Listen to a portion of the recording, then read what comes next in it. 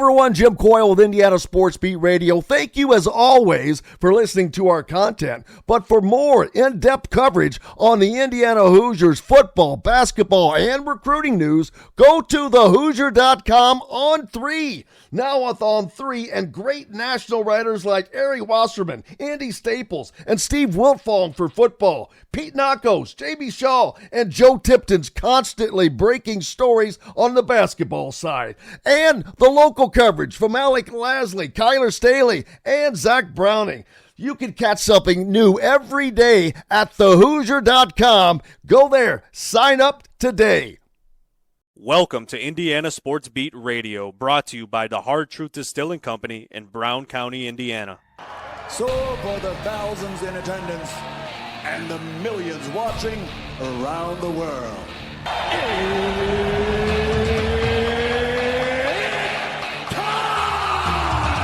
Three on the way.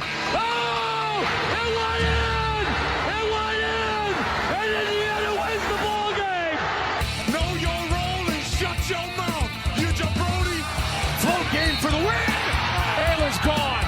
Goodbye. Touchdown, Indy. Woo! IU! America! They got a football team now! It's pretty simple. I win. Google me. You know that I'm the cream of the crop. Now, from the Hard Truth Studios, here's Jim Coyle. Welcome back to the Hard Truth Distilling Company studios on this Friday. I hope you had a great week, ready for the weekend. It's back to the grind for everybody here, especially Joe Tipton from On3 Sports, one of the most connected guys in all of college basketball, and our own Alec Lasley from thehoosier.com on 3. Joe, thank you so much for taking time out of your schedule. I know you just got back dealing with the Final Four. Busy times, man. It is definitely busy times, but happy to join you guys. Alec Lasley, great to see you again, sir. Good to see you, Joe. Always good to connect. Definitely. How was your time down in San Antonio?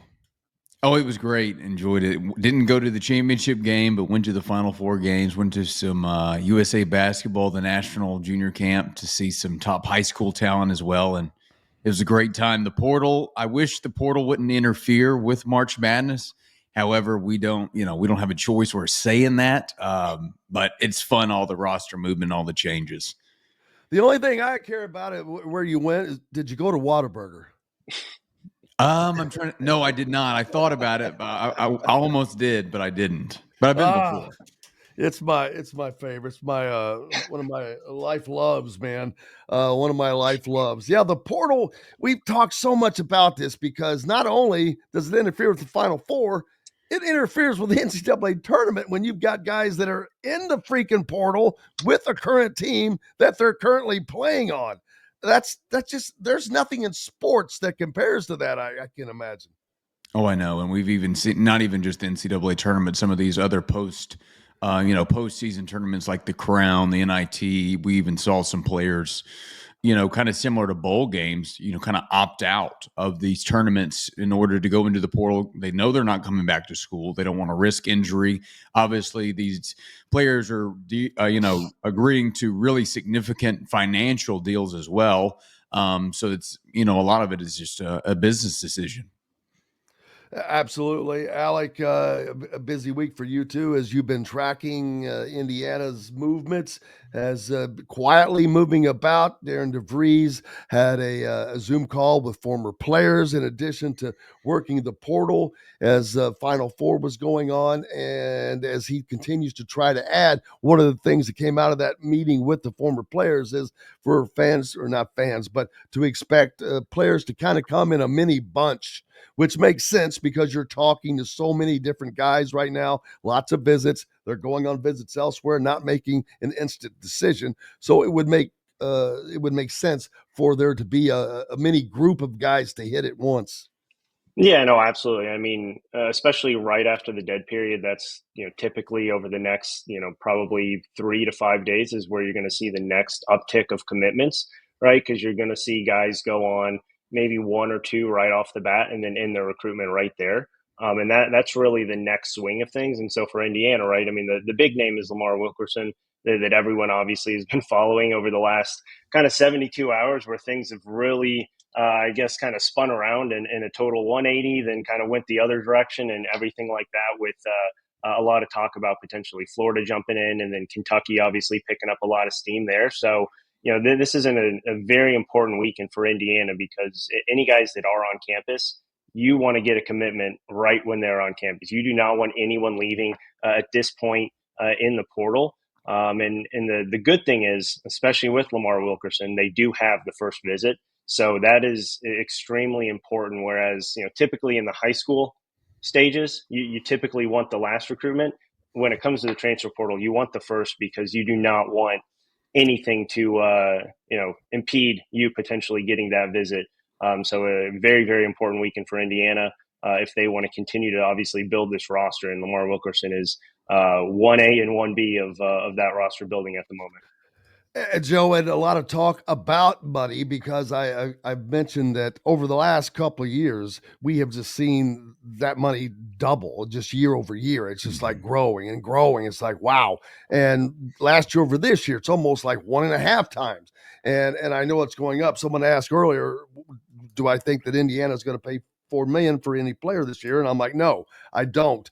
But doesn't mean I'm right, number one. Number two, I think that depends on what Darren DeVries is trying to do, the type of players he's trying to look at. So I don't know. But when you start to get demand, that increases your value. And get other teams jump in, Kentucky, Duke, whomever it may be, all of a sudden your ask can go up. No, definitely. The market is bonkers this year. Like, I remember one of the first NIL deals that we saw of this era was a Nigel Pack public deal when he committed to Miami from Kansas State, and it was a 2-year, $800,000 deal. Now, a 2-year, $800,000 deal is your 8th man or your 9th man, right? Like last year, we saw a couple $2 million deals and just thought this was absurd. Now, $2 million have been thrown out to probably 20 plus players. There's $3 million offers being thrown out. And that's just the way the market has adjusted over time. I don't know. Eventually, something has to give, right? There's no ROI to give a player for 1 year of college basketball, $3 million. However, it is the day and age in which we live, and you have to acquire talent, and that's the cost of acquiring that talent. And one thing with that, I mean, you look at the rosters that are doing that are throwing around the 3 million, upwards of the top echelon of kind of what the dollar signs are. They're typically only needing to really secure, 2 or 3 commitments, right?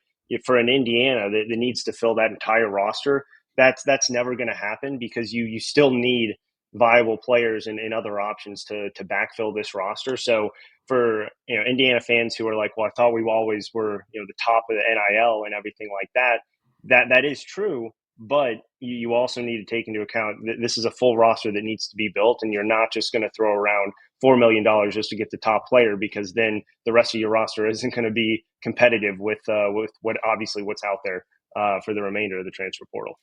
And we Indiana fans saw last year what happens when you just go and buy players, quote unquote, and not buy the right players. You have to get the right players that fit a system that works. And that is something that I think Darren DeVries can put into place, because he actually has a system. But he knows the type of players that he needs to run that system. And those are the guys that he's going to get. Now, it's just harder to get them now, Joe. That's the thing, because there's a lot of other people that may want that guy as well. Oh, yeah, 100%. And I think people ask me all the time, like, do you think that these players are making decisions based solely off of, the NIL number? And I don't think that's the case. But, I mean, I've talked to many players this cycle, many players' representation. And if you're not in the ballpark within what other schools are being offering the player, then there's just no chance that you'll end up there. It's obviously you want to play for players are always attracted to the big brands of college basketball, which helps Indiana in this case, obviously. But also the NBA development, that is also important, having someone on staff and encouraging that aspect of the game. But then NIL is going to be up there with all of these really high level players and their decisions. Yeah, and Alec, getting that you mentioned, there are so many guys that have to be brought in, and I agree with you that there's not going to be this gigantic amount paid for unless you get a Cooper flag, and that's not likely to happen because I'm not sure that's you wouldn't turn that down, but I don't see that particular thing happening this year. So you've got to have the guys. Although at the end of the day, the rotations get down to probably 8, maybe 9 guys now, even though you'll have 13 on the roster. Those are the ones that matter and matter the most for what they're trying to do, trying to build. And you're rebuilding a culture at a place. There's so much that's going on. You used to be able to sell that. That's not really a selling point to a lot of the players anymore. Yeah, and I mean that's why you see. I think Darren DeVries has always done this when he's built his rosters, and he talked about this when he was introduced now a couple weeks ago as the head coach. But he is going to pick culture first and second before he goes after talent. Obviously, he needs talent to win, and he understands that. But he's made it very evident that he's not going to compromise, whatever culture he's already set or what he's trying to build for a top talent player. And I think that's even more critical in this first year to really build that culture, that identity. He's obviously going to be able to do it. We obviously have Connor Enright coming in, who's played for him before. Obviously, his son, Tucker DeVries. So you have 2 guys who know what that culture really stands for and what that true identity needs to be. But for him, you're probably – Indiana's definitely going to be involved with the top transfers and the probably some of the top high school kids. But I think it's going to be a trend going in the opposite direction for Indiana now, where you're probably going to get a lot more players who aren't as well known and probably aren't the sexy picks in the transfer portal, but are ones that really fit his system and his true culture. I mean, you look at Reed Bailey, a guy that, really obviously has done a lot over the last year in terms of his development, but 2 years ago, I guarantee you not many people knew who Reed Bailey really was. Even going back to his high school days, wasn't a super well-known player, was obviously getting looked at by some Power 4 programs. But that's a guy that not a lot of people a year ago would have been like, that is, top 3 of on my hot board, what I want from Indiana. And he's going out and getting guys that are going to fit exactly what he wants because he knows how to win. He knows how to build rosters. And more importantly, he knows how to flip rosters. And the only way that you do that is getting that culture really set in stone with those first 3 to 4 commitments. And then you can go out and maybe, take a little bit more of a chance on 1 or 2 guys. But it starts with those first 3 or 4, and then you see a snowball effect after that. And Joe, a perfect example of that to me right now is Florida. Todd Golden in his 3rd season at Florida. Nobody that, unless they were in the business or a real college basketball fan, knew who Todd Golden was before he went to Florida. The players that are on the Florida team this season that just won the national championship, I doubt that many people could have named any of those guys prior. So it's not about getting the biggest names in the game. It's about getting the best guys that fit your system and implementing your system. Yeah, absolutely. In this day and age with NIL, it's less about, player relationships, right? It's more about, for a lot of programs, just being able to have the financial resources to go out and recruit with that. But then also, Florida took a little bit of a different approach. It's, hey, we're not going to spend a whole lot of money. We're going to evaluate, and we're going to do a great job on that side. We're going to get some under the radar guys that nobody's really familiar with. We're going to take a chance on them and develop them. We're not just going to go after the 5-star McDonald's All-American or the number 1 portal player. And then that approach obviously worked. They won a national title. So there can be a lot to be said about that as well. Just the eye for talent and having, someone, or people on your staff that are able to identify players and see how they'll be able to grow, through a couple of years of college.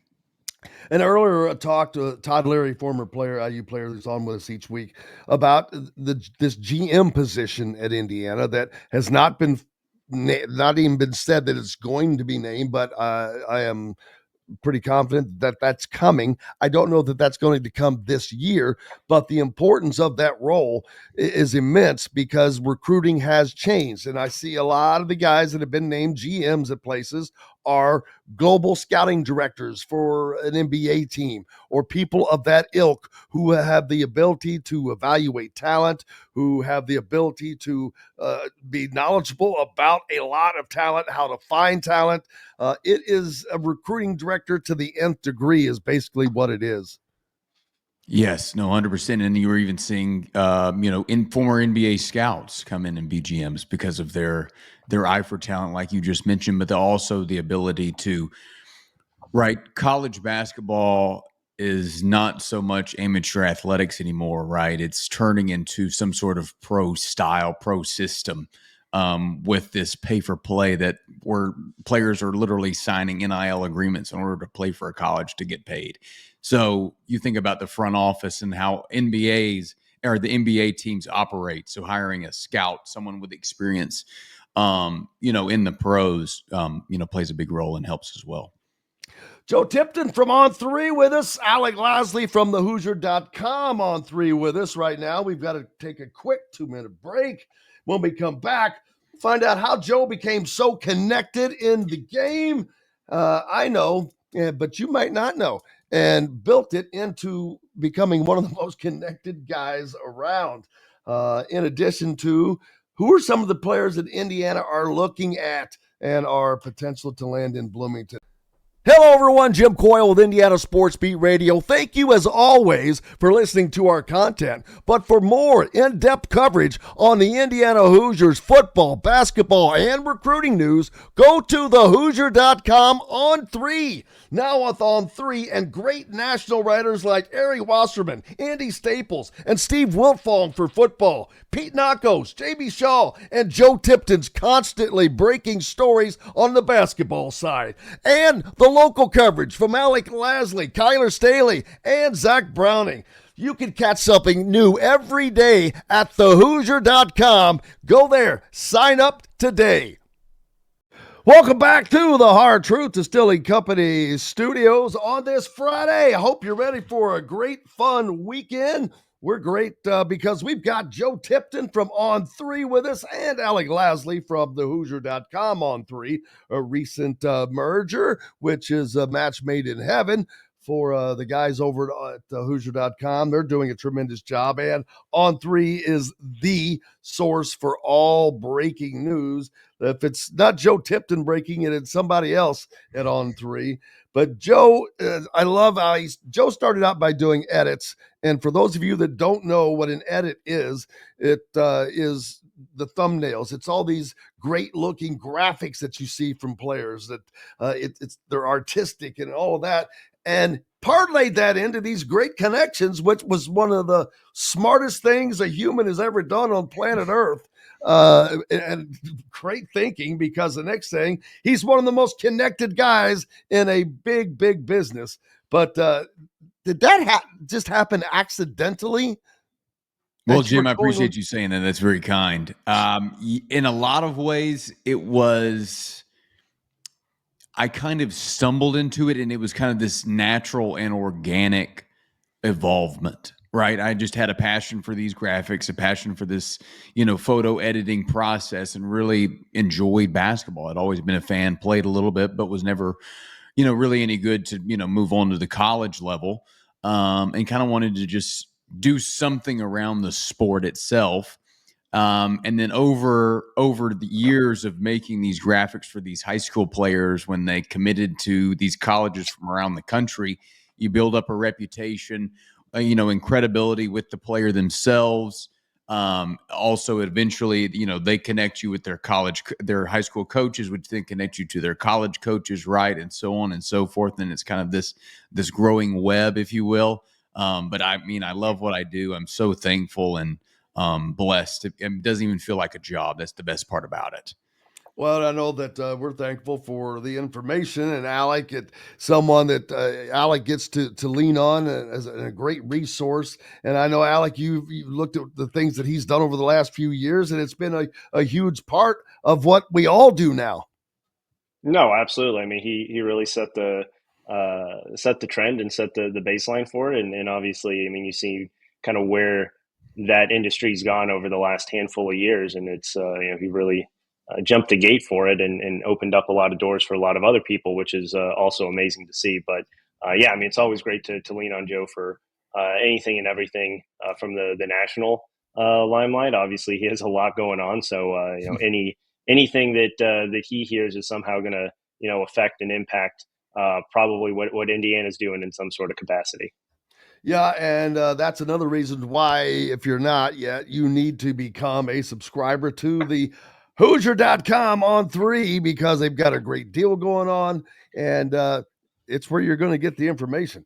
Someone asked me, oh, well, this, that. I'm like going, they are the source that breaks the news, man. So that's where you should go. Indiana is looking to fill this roster, as we've been talking about. Who are some of the names that may not be on the average person's radar right now, Joe, that Indiana could be kicking the tires on? Well, we mentioned Lamar Wilkerson just a little bit earlier. He's obviously the big name. Indiana fans, if you're online, you probably already know who this kid is. He's going to be on campus first. He averaged 20 points a game. I think he was the 13th leading scorer in all of Division I basketball. He has 1 year of eligibility left due to the JUCO ruling. He played JUCO to start his college career, so he's getting that year back. But he shot almost 45% from three. He's a really good shooter. So he's one for Indiana fans to keep an eye on. I believe he'll be on campus Saturday. And then he will also be planning to visit Kentucky and Auburn as well. So he's one. And then the other one that I'm tracking is Tayton Connerway from Troy. He's a transfer, Sun Belt Player of the Year. He's originally from Texas, but he averaged 14 and 5 and 5. So another really good player from the mid-major looking to level up. So those are two that I'm keeping my eye on right now. However, the portal does not close for another 11 days on April 22nd. Something that I would recommend is keeping an eye on is probably maybe 2 to 3 days before the portal closes. See which other players go in kind of at the last second, just because the portal's drying up pretty quickly, and any player that goes in within that the last few days is going to become a top priority and probably become a very wealthy man, just because there's just so few options. Is there at any what point, or is there a point where Indiana fans should become a little nervous about having to, because you've got a roster now that includes 15 players, or could include up to 15 players. And we've seen Kentucky and Louisville and Michigan pretty much fill, Pat Kelsey filled a 13-man roster last year. So it's not that it can't be done. Which is there a point where fans should start to worry a little bit? I don't think I would worry now. I mean, like I said, the portal does not close until April 22nd, but there's still going to be talent available in the portal that are uncommitted. So we'll see them, doing some recruiting even in May. We could also see some of these high school players reclassify and go to college a year early. Indiana might be on some of those. That's, just to help fill out the roster. But I do think that they're going to have the brand, the coaches, the NIL to recruit these high-level players, and they'll be able to fill out their roster. I have no doubt. Alec, you're staying close to the situation, obviously, at theHoosier.com, which it's kind of a very fluid thing. It's nonstop. But the names are not always known. They would probably like to keep that off the radar sometimes if they could. But when these guys and Joe mentioned earlier about really wanting to get a commitment, so Indiana has the first shot at Lamar Wilkerson before he is scheduled to go off to Lexington and to Auburn. If he leaves Bloomington, what are your feelings on Wilkerson for Indiana? Yeah, I mean, obviously, as I touched on earlier, and as Joe said too, I mean, you in portal land, right? You want the first visit, but you also want a commitment on that visit, because things change in the matter of seconds in these recruitments, and things can go from 0 to 100 in literally 2 seconds, right? So Indiana needs not only to land that commitment, but they need to make sure that he does not go on that Kentucky visit. Now, if he does go on that Kentucky visit, I still don't think it's entirely off the table for a commitment. I do think it's going to come down to Indiana and Kentucky. Those are the two teams that I continue to hear are 100% kind of out in front of the pack. That Auburn visit, I think, is a little bit kind of marked with an asterisk at this point. I would be surprised if he does make it all the way to Monday and visits Auburn. Even some Auburn people that I talked to are a little bit weary if that visit does happen, and they continue to think that it is probably a race between Indiana and Kentucky. You look at what Indiana needs, though. They need a shooter, they need a playmaker with the ball, and they need a scorer. And that's exactly, all three of those boxes that Lamar Wilkerson checks off. Obviously, Indiana has NIL to put up there with just about anyone. And this is a guy who, again, because there's only two teams really with Auburn as that kind of distant third at this point, it's not like there's going to be a huge, team that comes in at the last second and tries to swoop them up, right? I mean, all the cards are pretty much on the table at this point. It's a matter of one who kind of lays out a better role, a better fit, and then obviously kind of where that NIL comes in at. I think Indiana, though, has had the majority of the steam over the last week. And then, like I said, over the last kind of 72 hours, there's been a lot more Kentucky talk with a lot of different, roster movements that they've made. But I don't think necessarily that if he leaves that it's totally off the table. But I do think Indiana is going to push extremely hard to get that commitment come Saturday night. And Joe, with them pushing hard, it's because they want to get that. They want the player, but you also want to beat Kentucky. That's a series that comes back into play next season. It's been off the table for a decade or so, which is ridiculous. That should have never happened. That's to me, it's the greatest college rivalry in college basketball. I don't care what Duke and North Carolina fans think. This is one of the original. These are two blue bloods from way back, and they fought for decades and decades. And that will come back into play.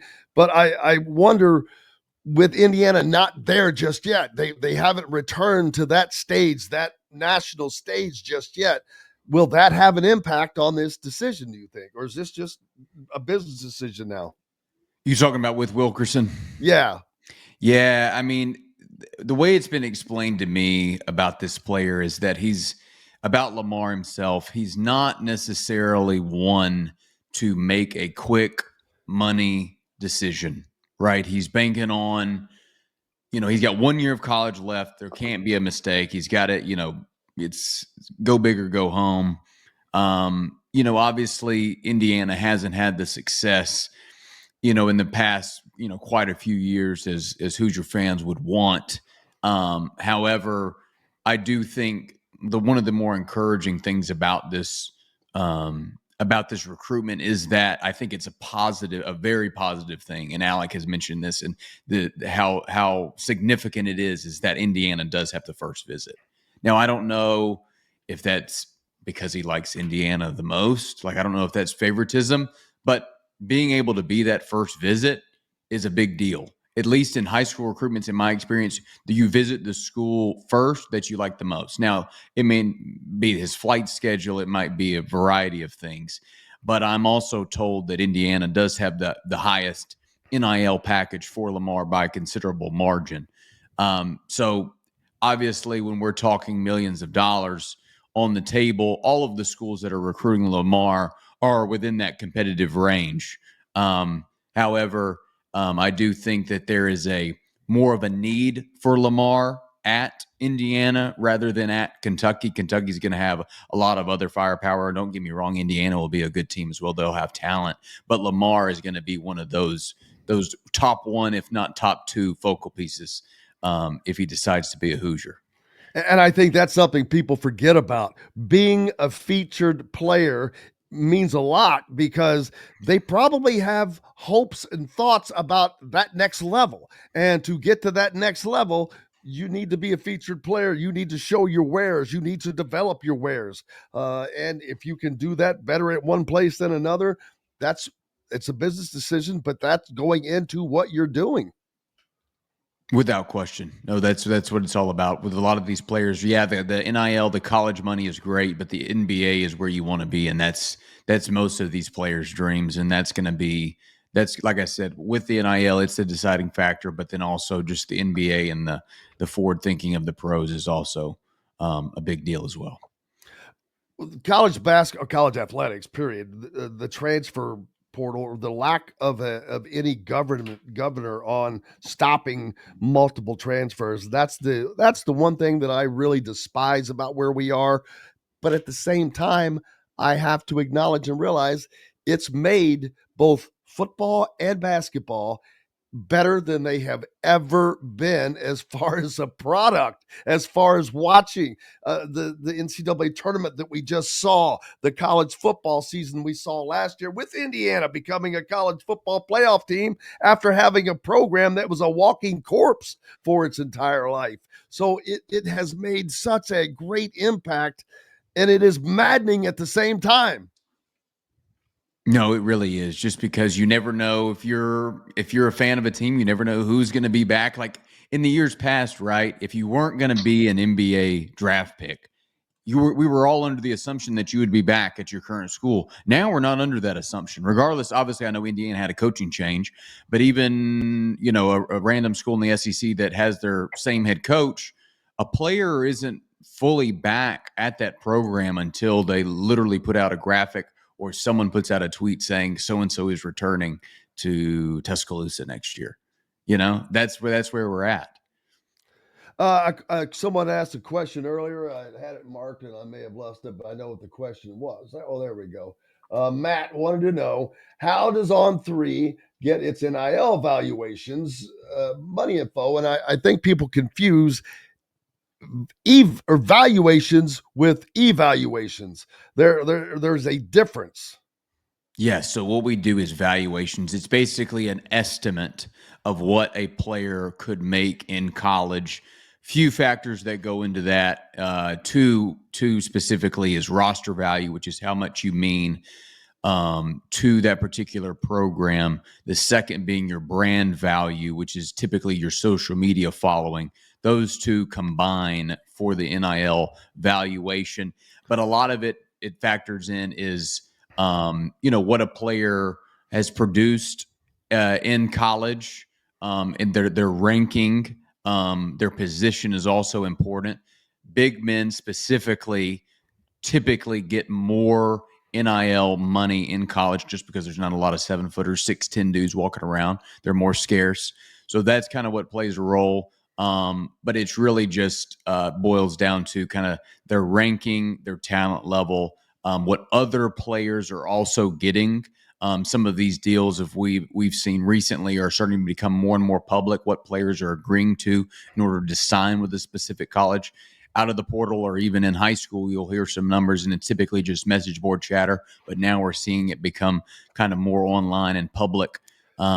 But that's kind of it's just kind of a combination of it all. But it's very much so an estimate, and it's not saying this player is getting this amount of money to go to that school.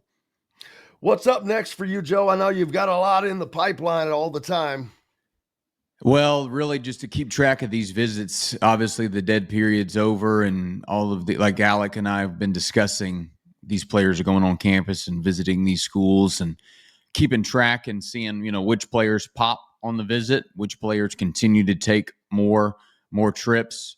And then I think we're going to have a very, very busy weekend, and Monday and Tuesday, I think there's going to be a lot of these players that come off the board. We'll be looking forward to it. Again, thank you for your time so much, man. I look forward to doing this occasionally again. Love your knowledge and appreciate all that you do. Yeah, appreciate you guys. Thanks so much. I enjoyed it. Thank you, brother. We'll see you again soon. Thanks, Joe Joe Tipton from On3. Alec Lasley from theHoosier.com. What is coming up next with at the Hoosier, Alec? Yeah, so it looks like we have an addition to the IU staff. It's actually just coming out, and I am able to confirm that Kenny Johnson will be coming back to Indiana. So Zach Osterman, I think he got the initial report there out a few minutes ago, but did just get it confirmed from a source that he would be joining the Indiana staff. So now you have 3 assistants in the fold here. The staff obviously kind of coming together. Obviously, Drew Adams, Nick Norton, and Kenny Johnson. Those are, three very, very talented staff members, but you also have Kenny Johnson. That's a little surprising. I got to tell you, we're about out of time, so I can't expound on it. Damn it, I'd sure like to, because man, that goes back to what the Tom Crean era, and then he was over with Archie in Rhode Island too, a little bit too. So he's had many connections to Indiana. Some of those are weird, but hey, make sure you go to theHoosier.com and you'll find out all about it. Alec Lasley will have that and much, much more, and the rest of the guys as well. Appreciate you, my friend, as always. Appreciate it, Jim. Have a good one. You betcha. Thank you, sir. Hey, that is going to wrap it up for us today and this week. I cannot thank each and every one of you enough. Always a blast of a time. And today was just one of those great ones. Had a fun time. Thank everybody for joining us. Joe Tipton from On3, Alec Lasley from theHoosier.com, and Todd Leary, of course. Most importantly, each and every one of you. Without you, we've got no reason to be here. We're back on Monday to recap everything that happens over the weekend. Make sure you go to theHoosier.com, subscribe, because there's going to be lots of things going on there you don't want to miss out. Until Monday, I'm Jim Coyle. I will see you on the radio. Thanks for listening to Indiana Sports Beat Radio. Be sure to subscribe to our YouTube page for more clips and team coverage of Indiana basketball, football, and more. You can also find full episodes and tons of other content on theHoosier.com. We'll see you next time for another edition of Indiana Sports Beat Radio. Hello, everyone. Jim Coyle with Indiana Sports Beat Radio. Thank you, as always, for listening to our content. But for more in-depth coverage on the Indiana Hoosiers football, basketball, and recruiting news, go to theHoosier.com On3. Now with On3 and great national writers like Ari Wasserman, Andy Staples, and Steve Wiltfong for football, Pete Nakos, J.B. Shaw, and Joe Tipton's constantly breaking stories on the basketball side. And the local coverage from Alec Lasley, Kyler Staley, and Zach Browning. You can catch something new every day at theHoosier.com. Go there. Sign up today.